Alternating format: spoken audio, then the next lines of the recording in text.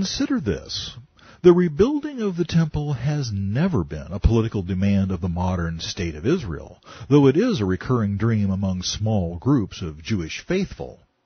Orthodox Jews long ago created the alternate reality of the Mishnah and Talmud in order to avoid the painful paradox of a Torah without a temple or priesthood.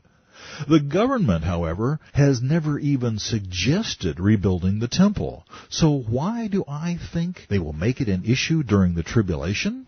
Actually, I don't.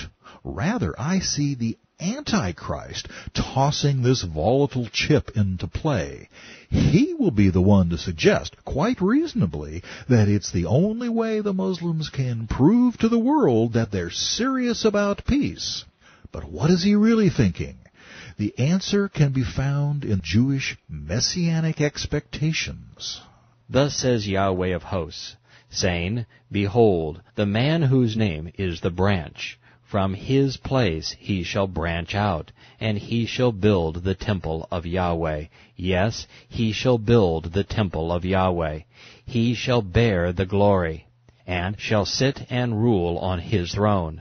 So he shall be a priest on his throne, and the counsel of peace shall be between them both. Zechariah 6:12-13. The branch is understood to be the anointed one, the branch of the root of Jesse, David's father. Therefore, the Antichrist knows that if he can build the temple on Mount Moriah, he will be hailed as the Messiah. He will be glorified. He will rule and be worshipped as God. And that's really all he wants. Everything he does contributes to this goal. He knows the Jews have hopes and expectations, so his actions will be designed to fulfill the prophetic picture they have of their Messiah, starting with giving them their temple. In a twisted sort of way, Adolf Hitler did more than any man in history to secure a homeland for the Jews in Palestine. The Antichrist will continue in that noble tradition, facilitating the return of persecuted Jews all over the world to their homeland. Why would he do this? Because the Jews expect it of Yahweh. How better to pass himself off as God's anointed than to do what the Messiah is expected to do? For thus says Yahweh, Sing with gladness for Jacob, and shout among the chief of the nations. Proclaim, give praise, and say, O Yahweh, save your people, the remnant of Israel. Behold, I will bring them from the north country, and gather them from the ends of the earth, among them the blind and the lame, the woman with child, and the one who labors with child. Together a great throng shall return there. They shall come with weeping and with supplications, and I will lead them.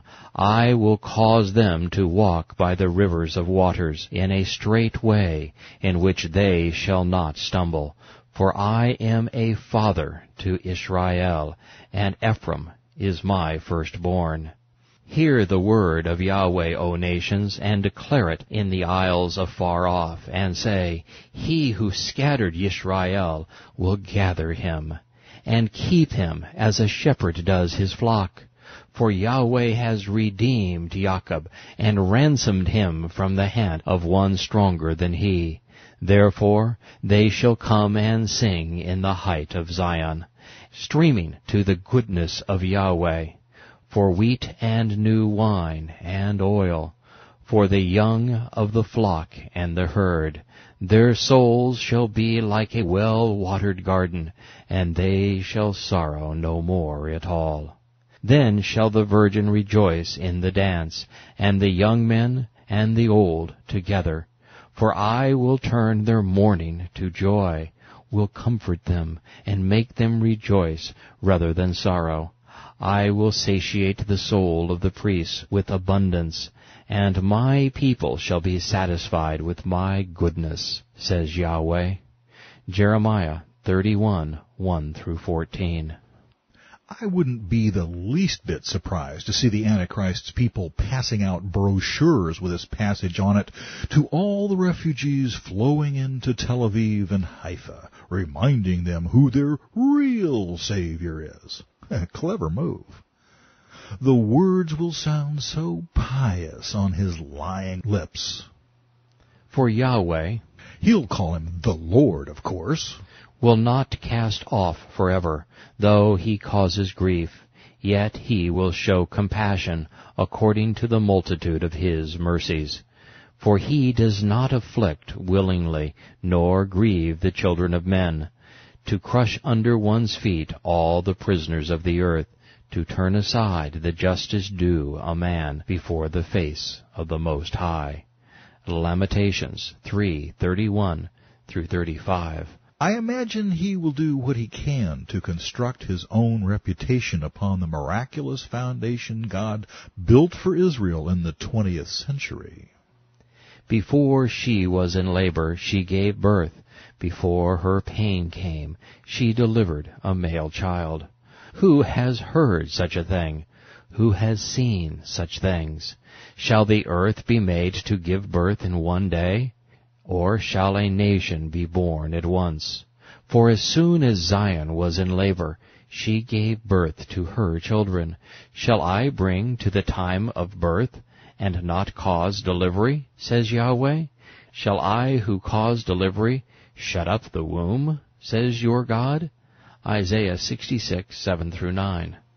This, of course, is a perfect description of the birth of the modern state of Israel in 1948. Return, O backsliding children, says Yahweh, for I am married to you. I will take you, one from a city and two from a family, and bring you to Zion. And I will give you shepherds according to my heart, who will feed you with knowledge and understanding. Jeremiah 3:14 and 15. The Antichrist will persuade many that he's the chief shepherd. His words will be so smooth, so reasonable, it will be hard to doubt his honorable intentions. Those who see what he's accomplishing day by day will say, as did the men in Yahshua's day, When the Messiah comes, will he do more signs than these which this man has done? John 7:31. Because they expect it, the Antichrist will counsel the returning Jews like a wise father, admonishing them to honor their Jewish heritage and religion. He knows full well that the closer they get to their religion, the farther they'll be from their true God. Go and proclaim these words toward the north, and say, Return, backsliding Yisrael, says Yahweh. I will not cause my anger to fall on you, for I am merciful, says Yahweh. I will not remain angry forever. Only acknowledge your iniquity, that you have transgressed against Yahweh your God, and I have scattered your charms to alien deities under every green tree, and you have not obeyed my voice, says Yahweh. Jeremiah 3:12 through 13. If he can get them to disavow the old false worship practices that their ancestors indulged in, and replace them with all new false worship practices based upon the old ones, the Antichrist figures he'll be one step closer to successfully impersonating the Messiah. The plan depends upon convincing the Jews that he's operating in the power of Yahweh. He therefore must project himself into the role of deliverer. Your right hand, O Yahweh, has become glorious in power. Your right hand, O Yahweh, has dashed the enemy in pieces. And in the greatness of your excellence, you have overthrown those who rose against you. You set forth your wrath. It consumed them like stubble. Who is like you, O Yahweh, among the gods? Who is like you, glorious in set-apartness, reverent in praises, doing wonders? You stretched out your right hand. The earth swallowed them. You in your mercy have led forth the people whom you have redeemed. You have guided them in your strength to your set-apart habitation. The people will hear and revere. Of course, it means he will eventually have to stand up to the Muslims, something the Americans were never willing to do. Sorrow will take hold of the inhabitants of Philistia. Then the chiefs of Edom will be dismayed. The mighty men of Moab, trembling, will take hold of them. All the inhabitants of Canaan will melt away. Fear and dread will fall upon them by the greatness of your arm. They will be as still as a stone till your people pass over, O Yahweh, till the people pass over, whom you have purchased. You will bring them in and plant them in the mountain of your inheritance, in the place, O Yahweh, which you have made for your own dwelling, the sanctuary which your hands have established. Yahweh shall reign for ever and ever. Exodus 15, 6 and 7, 11 through 18. A little political maneuvering, a little saber-rattling, a little arm-twisting, and the apple of Yahweh's eye will fall right into my fruit basket, muses the man of the hour. This is too easy. The key to winning over Israel to the dark side is convincing them that God, in the person of the Antichrist, has regathered them and blessed them. So they, by definition, must be back in his good graces, just like Moses predicted. Now it shall come to pass, when all these things come upon you, the blessing and the curse which I have set before you, and you call them to mind among all the nations where Yahweh your God drives you, and you return to Yahweh your God, and obey his voice, according to all that I command you today, you and your children, with all your heart and with all your soul, that Yahweh your God will bring you back from captivity, and have compassion on you, and gather you again from all the nations where Yahweh your God has scattered you. If any of you are driven out to the farthest parts under heaven, from there Yahweh your God will gather you, and from there he will bring you. Then Yahweh your God will bring you to the land which your fathers possessed, and you shall possess it. He will prosper you, and multiply you more than your fathers, and Yahweh your God will circumcise your heart and the heart of your descendants, to love Yahweh your God with all your heart and with all your soul, that you may live. All I have to do, muses the Antichrist, is to bring a bunch of Jews back here to the land and tell them they're my chosen people, and maybe talk tough to the Muslims a little. Then they'll love me with all their heart and soul. Passing for the Messiah should be a piece of cake.